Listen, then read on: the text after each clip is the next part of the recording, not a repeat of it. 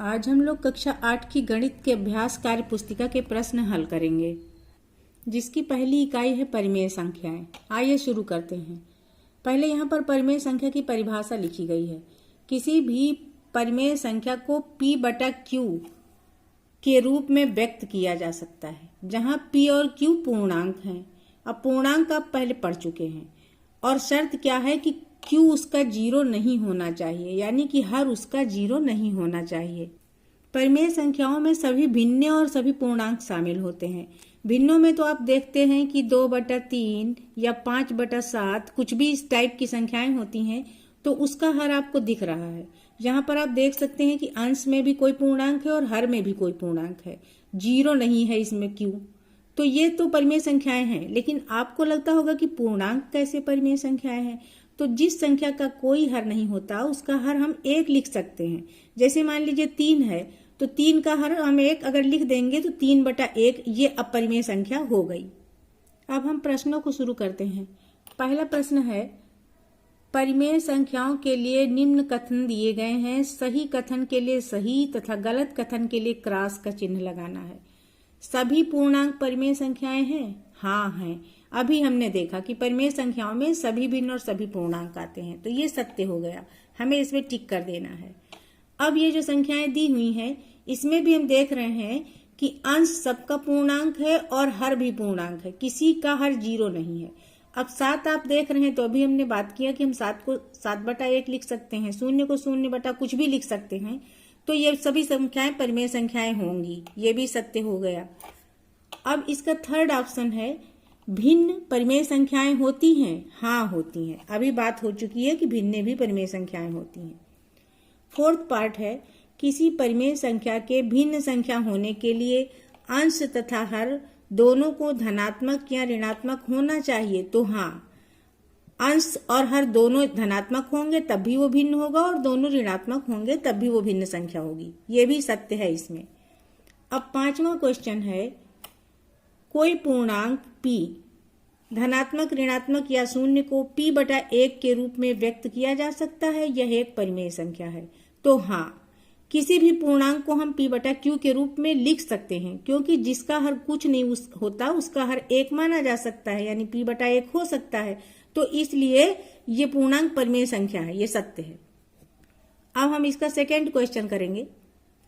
Second question में परिमेय संख्याओं के हर को धनात्मक बनाना है। जब भी हमें हर को धनात्मक बनाना होता है तो हम -1 से ऊपर नीचे गुणा कर देते हैं। यहाँ एक एग्जाम्पल के लिए देखिए किया भी गया है, वैसे ही हमको भी कर लेना है।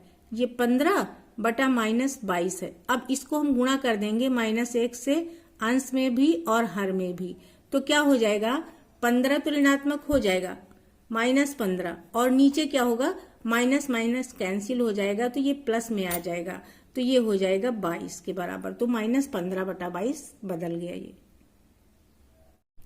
-17/-28, इसके भी हर को हम धनात्मक बनाएंगे, तो -1 से ऊपर नीचे इसमें भी हमें गुणा करना है, तो ये दोनों माइनस कैंसिल हो जाएंगे, अंश के और हर के, तो इस तरीके से ये यहाँ पे आ जाएगा 17/28। ऐसे ही इसका नेक्स्ट पार्ट है, ऊपर नीचे दोनों में माइनस है, तो इसमें भी -1 से हम ऊपर और नीचे गुणा करेंगे। तो जैसे ही हम गुणा करेंगे वैसे ही इसमें भी ऊपर का भी माइनस कैंसिल हो जाएगा और नीचे का, तो इस तरीके से ये आ गया 13/18। अब फिफ्थ पार्ट में है 7/-25, माइनस से ऊपर नीचे गुणा किया -1 से, तो ऊपर का आ गया -7 और नीचे माइनस माइनस कैंसिल हो गया, ये आ गया 25, तो ये आ गया -7/25। थर्ड क्वेश्चन में हमें दी गई परिमेय संख्याओं का योग करना है और फिर बताना है कि परिमेय संख्या है कि नहीं। फर्स्ट पार्ट सब में आपके लिए कर दिया गया है, तो ये देखिए, ये परिमेय संख्याएं हैं, इनका योग किया गया। अब ये 9/5 जो मिला है, ये भी एक परिमेय संख्या है, क्योंकि अंश और हर इसमें पूर्णांक है। तो यहाँ पर ये जो है प्राप्त योगफल परिमेय संख्या है या नहीं, तो इसमें हाँ लिख दिया गया। अब सेकेंड पार्ट आपको करना है, तो यहाँ हम देख रहे हैं -5/8 है और यहाँ 7/8 है, तो हम जब दोनों का योग करेंगे तो हर तो एक ही बार हम लिखेंगे ना, चाहे तो हम अलग अलग ना लिख के एक ही बार में इसको कर लें, तो हर इसका 8 हो जाएगा। अंश क्या होगा, ये -5 आएगा और ये +7 आएगा। अब यहाँ पर अलग अलग चिन्ह है, तो 7 से 5 निकल जाएगा, तो बचेगा 2/8। 2/8 को हम सरल भी कर सकते हैं, लेकिन हमें यहाँ सिर्फ इतना बताना है कि परिमेय संख्या है कि नहीं। तो ये परिमेय संख्या है, तो यहाँ पे हम हाँ लिख देंगे। अगला पार्ट है 8/11 और -9/-11। तो इतना तो हमको पता है कि -9/-11 है। 11 दूनी हो जाएगा 22। अब यहाँ माइनस है तो यहाँ -22 हम लिखेंगे। अब चूंकि यहाँ माइनस लगा है, इसको हम पहले भी चाहे बीच में कर लेते, नहीं किया है तो अब जान लें कि अगर यहाँ कहीं माइनस है तो बीच में वो लग जाएगा, यहाँ लगा देंगे। अब 11 का पहाड़ा 77 में 7 बार जाएगा, तो 7 का किससे गुणा करेंगे? 9 से। 7 9 हो जाएगा 63। अब दोनों ऋणात्मक हैं तो दोनों जुड़ जाएंगे। 63 में हम 22 जोड़ेंगे तो ये आ जाएगा -85/77। अब यहाँ पर हम देख रहे हैं दोनों पूर्णांक हैं, कुल मिलाके ये परिमेय संख्या है, तो यहाँ पर भी हमको हाँ ही लिख देना है। फोर्थ पार्ट में हमें जोड़ना है 7/-9 को और -13/-15 को। तो यहाँ पर एक माइनस है, इसको हम बीच में लगा सकते हैं या ऊपर लगा सकते हैं। तो ये हो जाएगा -7/9 और ऊपर नीचे दोनों माइनस है तो ये कैंसिल हो जाएंगे। अब इसमें हम करेंगे +13/15। अब 9 और 15 का हम लासा निकालेंगे, तो दोनों का लासा जो हम निकालेंगे तो आ जाएगा ये 45। अब 9 बचे 45, 9 का पहाड़ा 45 में जा रहा 5 बार, तो -7 को हम गुणा कर देंगे 5 से। और ऐसे ही 15 3 45 3 बार जा रहा है, तो 13 को हम 3 से गुणा करेंगे। अब यहाँ हम देख रहे हैं कि ये क्या आ जाएगा, ये आ जाएगा -35 + 39। थोड़ा इधर बढ़ा के लिखना पड़ेगा, -35 + 39/45। और सरल करेंगे तो ये आ जाएगा 4/45। अब 4/45 एक परिमेय संख्या है, तो हम यहाँ पर भी हाँ लिख देंगे क्योंकि है परिमेय संख्या। अब लास्ट वाला हम देख रहे हैं -18/-25। ऊपर नीचे माइनस है तो माइनस खत्म हो जाएगा, ये हो जाएगा 18/25 के। और यहाँ पर एक माइनस है तो ये लगेगा, बीच में लगा देंगे, आ गया 7/5 के। 5 और 25 का लासा निकालेंगे तो 25 ही आएगा। तो यहाँ पर इसमें 18 है और लासा इसका 25 है, तो यहाँ 18 ही लिखा जाएगा। अब यहाँ 5 है, 5 का पहाड़ा जब पढ़ेंगे 25 में तो 5 × 25 5 बार जा रहा है, यानी -7 को हमें 5 से गुणा कर देना है। तो ये आ गया 18 - 35 और बटा 25 के। अब इसको हम और कैलकुलेट करेंगे, -17/25 के। अब ये भी परिमेय संख्या है तो इसमें भी हम हाँ लिख देंगे। तो इस प्रश्न में हमने ये देखा कि दो परिमेय संख्याओं का अगर योग किया जाता है तो योगफल परिमेय संख्या ही होती है। अब हम अगला क्वेश्चन 4, प्रश्न नंबर 4 में दो परिमेय संख्याओं के योग को हमें संख्या रेखा की सहायता से ज्ञात करना है। पहला पार्ट देखिए, 5/4 और 3/4 को हमें संख्या रेखा पे योग कर देना है। तो यहाँ पर हर जितना होता है, जैसे दोनों का हर 4 है, तो संख्या रेखा में प्रत्येक संख्या के बीच में उतने ही बराबर भाग कर देंगे। जैसे कि 0 से 1 के बीच में 4 बराबर भाग कर देने हैं, या फिर 1 से 2 के बीच में भी ऐसे ही 4 बराबर भाग कर देने हैं। अब अपनी जरूरत के हिसाब से हम वो संख्याएं लिख लेते हैं और फिर इसका जोड़ कहाँ से शुरू करते हैं? 0 से। 0 से हमें कितने खाने चलने हैं? जितने अंश है, अंश में 5 हैं, तो 0 से हमें 5 खाने चल देने हैं, 1 2 3 4 5। अब यहाँ से हम एरो बनाएंगे ऐसे करके और 5 पे पहुंचा देंगे। तो यहाँ पर हम पहुंचे तो ये इसका मान हो गया 5/4। अब उसके आगे हमें 3 खाने और चलने हैं, 3/4 हमें और दिखाना है। तो यहाँ से अब जाया जाएगा 1 2 और 3 खाने, इस तरीके से फिर एरो दिखा देंगे। अब हम किस संख्या पे पहुंच गए? 2 पे। 2 पे पहुंच गए तो इसका आंसर 2 आ गया। यदि हम खाने गिनकर देखें तो यहाँ से यहाँ तक के 8 खाने हो जाएंगे, तो फिर इसका आंसर 8/4 हो जाएगा। 8/4 को जब हम सरल करेंगे तब आंसर 2 आ जाएगा। तो इस तरीके से हमें दोनों तरीके से, इस तरह इसका आंसर कुल मिला के 2 ही हुआ। अब हम सेकेंड पार्ट में देखेंगे कि 3/4 ± 1/2 को हमें संख्या रेखा से हल करना है। तो यहाँ पर ये जरूरी है कि हल दोनों के बराबर होने चाहिए। यहाँ इसका हर 2 है, तो इसको बराबर करने के लिए यानी 4 लाने के लिए हम क्या करेंगे? 2 से गुणा नीचे कर देंगे, और नीचे किया है तो हम ऊपर भी 2 से ही गुणा कर देंगे। तो ये आगे 3/4 और प्लस माइनस दोनों साइन होते हैं तो माइनस लगता है, 2/4। अब 3/4 माइनस 2/4 को हम संख्या रेखा पे दिखाएंगे। हमें चलना शून्य से है और यहाँ हर 4 है, इसलिए प्रत्येक 0 से 1 के बीच में यानी एक संख्या के बीच में हमें 4 खाने बराबर बनाने हैं। वो इसमें बने ही हुए हैं। तो चलना कितने खाने हैं? 3 खाने। अंश जितना होता है उतने ही खाने चलने रहते हैं। तो 0 से 1, 2 और 3, इस तरह से ये एरो यहाँ आ गया। अब यहाँ ये जानना है कि अगर प्लस है, जहां कोई साइन नहीं वहां प्लस माना जाता है ना, प्लस है तो हम दाहिनी तरफ चलेंगे इस साइड में, और अगर माइनस होता है तो हमें इस दिशा में चलना होता है। अब यहाँ पर 2/4 माइनस हो रहा है। अभी तक हम इस बिंदु पे पहुंचे हैं। अब यहाँ से 2/4 माइनस करना है तो अंश में 2 है, इसलिए 2 खाने हम इस साइड चलेंगे। तो 2 खाने यहाँ चले तो हम इस बिंदु पे आ गए। अब ये बिंदु 0 से कितने खाने हैं? 1 खाना। 1 खाना है ना ये, और हर 4 ही रहेगा। तो इसका आंसर क्या आ गया? 1/4। ये वाला बिंदु जो है वो 1/4 है। तो इसका आंसर संख्या रेखा से भी 1/4 आ गया। ऐसे ही हम अगला पार्ट भी करें।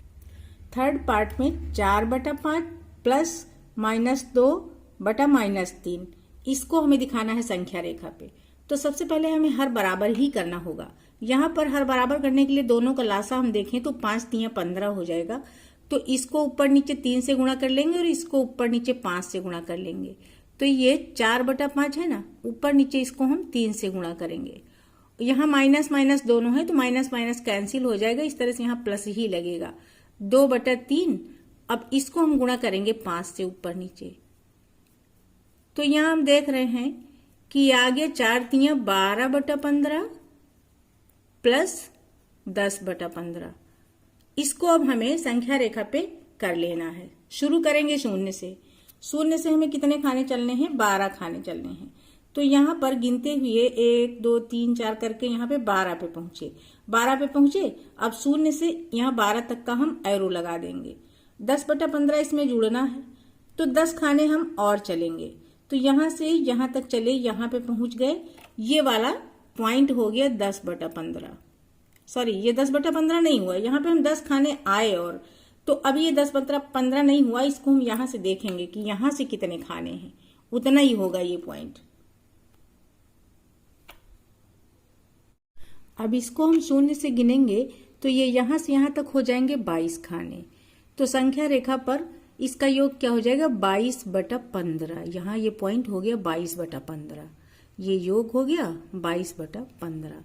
अब इसका फोर्थ पार्ट है -4/3 में प्लस करना है 1/-3। अब माइनस कहीं भी हो ये बीच में आ जाता है, अगर अकेला है तो ये हो जाएगा -4/3 -1/3। हर बराबर है तो इसमें हमें कुछ करना नहीं है, बस 0 पे जाना है। 0 ये है। अब माइनस लगा है तो हमें बाईं तरफ चलना है। कितने खाने चलना है? 4 खाने। यहाँ 0 से चले हम 1, 2, 3, 4 खाने और यहाँ पे पहुंच जाए।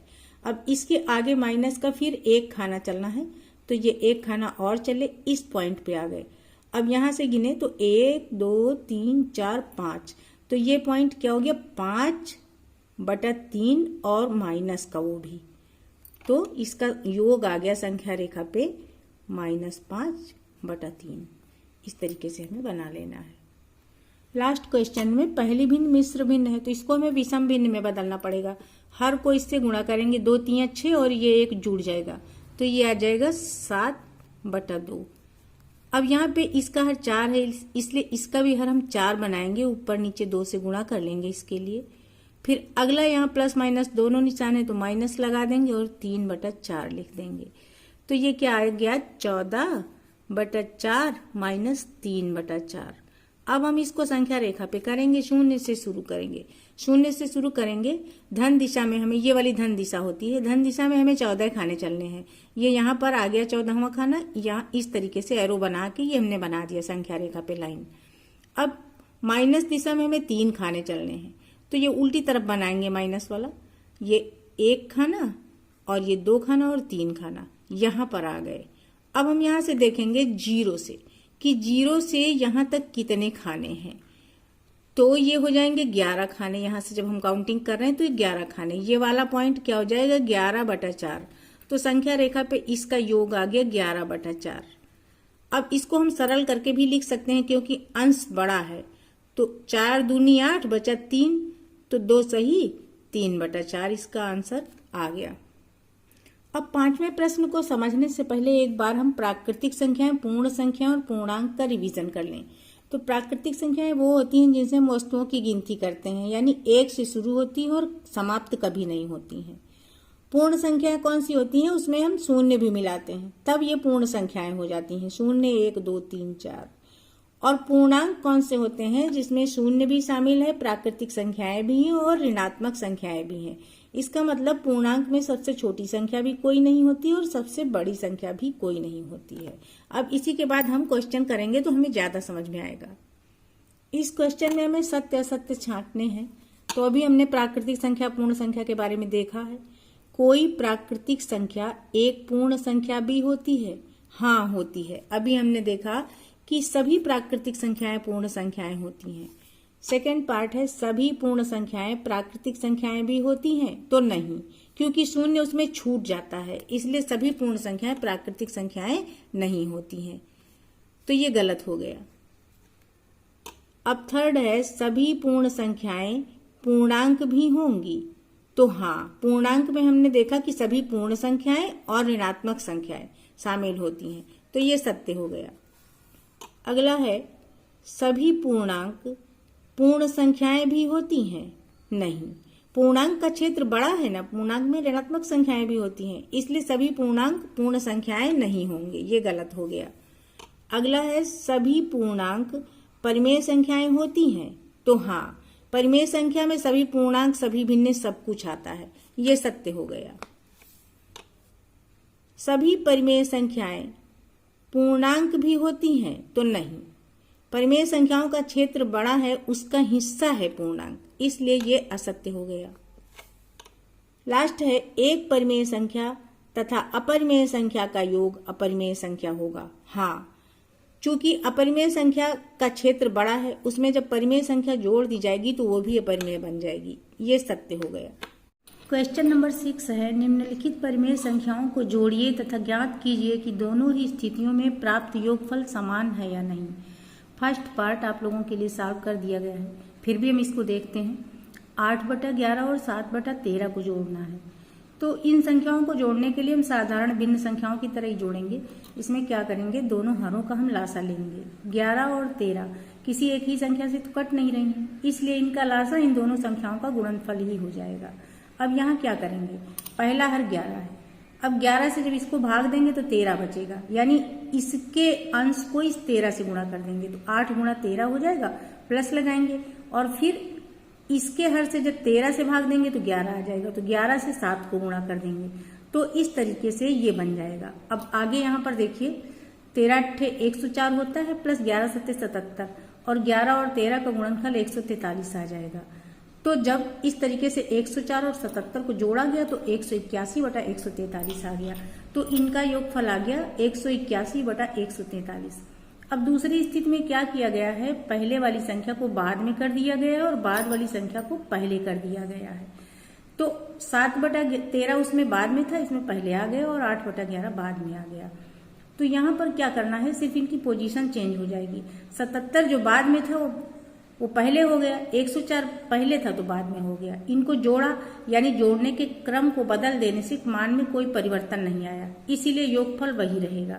पूछ रहे हैं दोनों स्थितियों में प्राप्त योगफल समान है या नहीं, तो हाँ, समान है।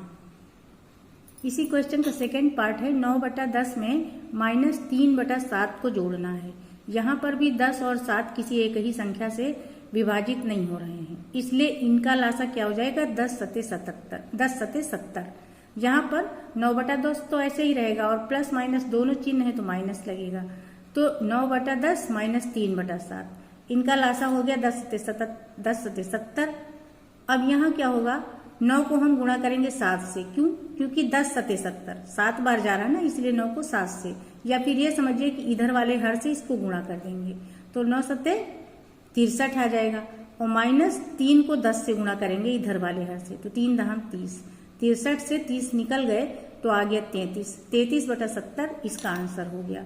अब हम इसका क्रम बदल के जोड़ेंगे, क्रम बदल के संख्याएं ये दी गई हैं, तो इसमें क्या हो जाएगा, बाद वाली संख्या पहले आ जाएगी, यानी 10 तिया 30 माइनस में जो है ये पहले आ गया और 63 बाद में आ गया। तो 63 से 30 निकलेंगे तो प्लस का 33 बचेगा। प्लस लगाओ या ना लगाओ, दोनों मान समान आ गए, तो यहाँ पर हाँ लिख देंगे। दोनों स्थितियों में प्राप्त योगफल एक ही हो गया। थर्ड पार्ट में 12/13 में -9/-8 को जोड़ना है। ऊपर नीचे दोनों माइनस होता है तो ये माइनस कैंसिल कर देते हैं एक दूसरे को।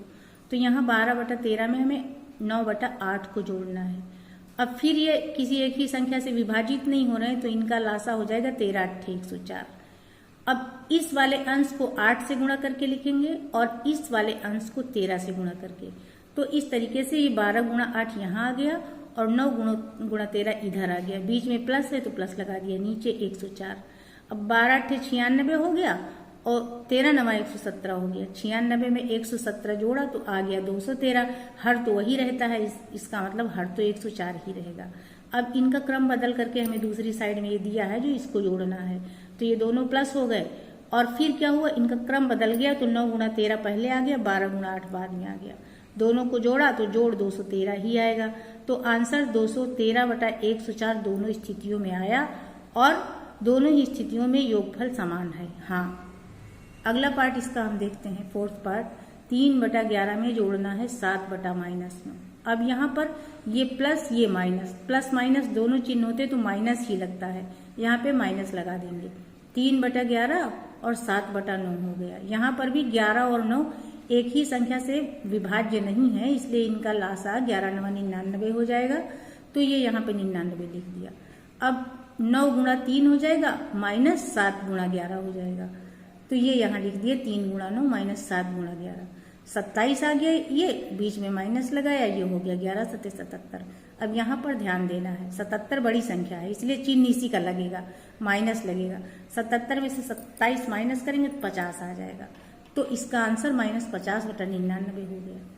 अब इसी प्रश्न को जब क्रम बदल कर हमने किया तो यहाँ पर -77 पहले 27 बाद में घटाएंगे तो वही आएगा। 77 बड़ा है तो इसी का चिन्ह लगाएंगे। 77 से 27 गया तो 50 -50/99। दोनों ही स्थितियों में उत्तर समान है, तो यहाँ भी हाँ हो जाएगा।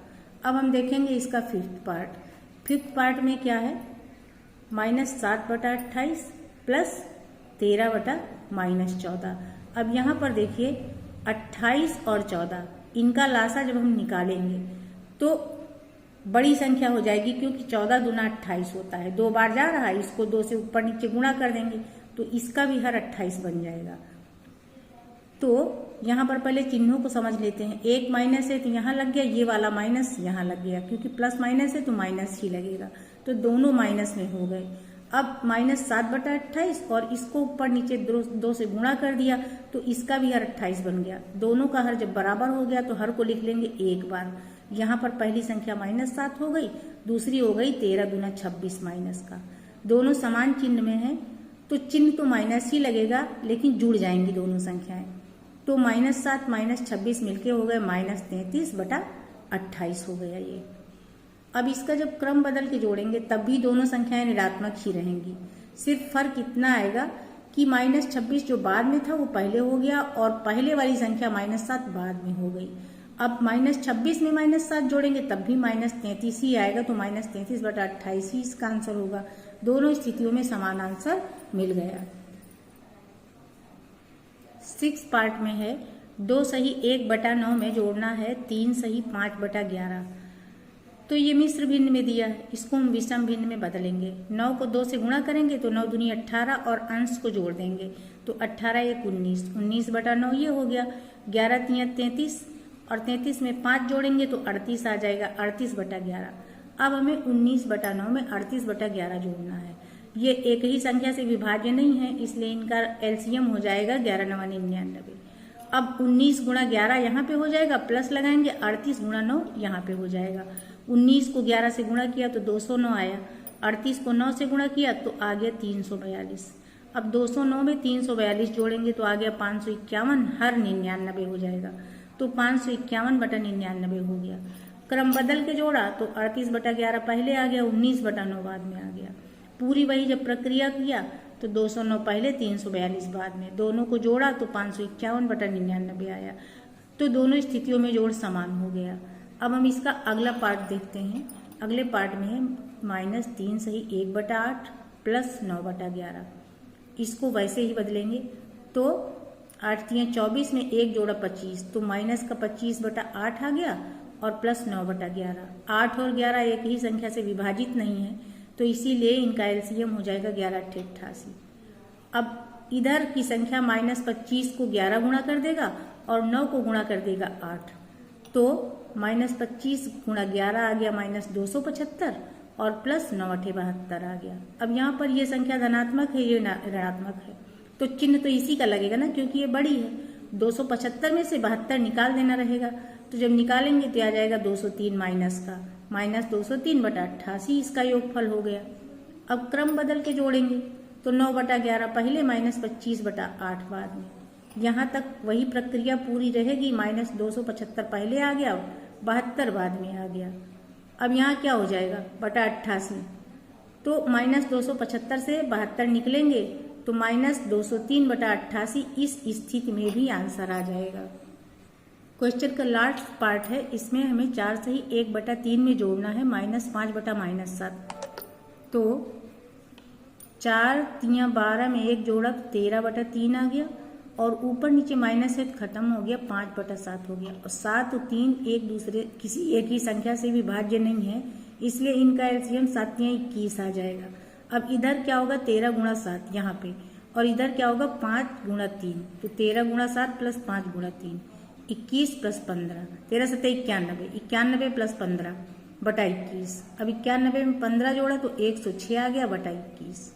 अब इन्हीं संख्याओं का क्रम बदल कर जोड़ा, तो जब क्रम बदला तो 5 × 3 पहले, 13 × 7 बाद में। यहाँ पर 15 प्लस 91 हो गया, योग तो वही आएगा ना 106/21, तो दोनों स्थितियों में योग समान आया, तो यहाँ भी हम हाँ लिख देंगे।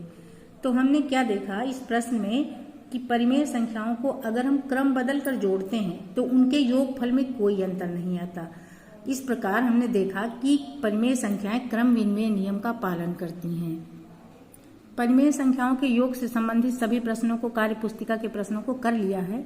अब इसी कार्यपुस्तिका के घटाने के प्रश्नों को हम अगले वीडियो में सॉल्व करेंगे। आज के लिए इतना ही। Thank you.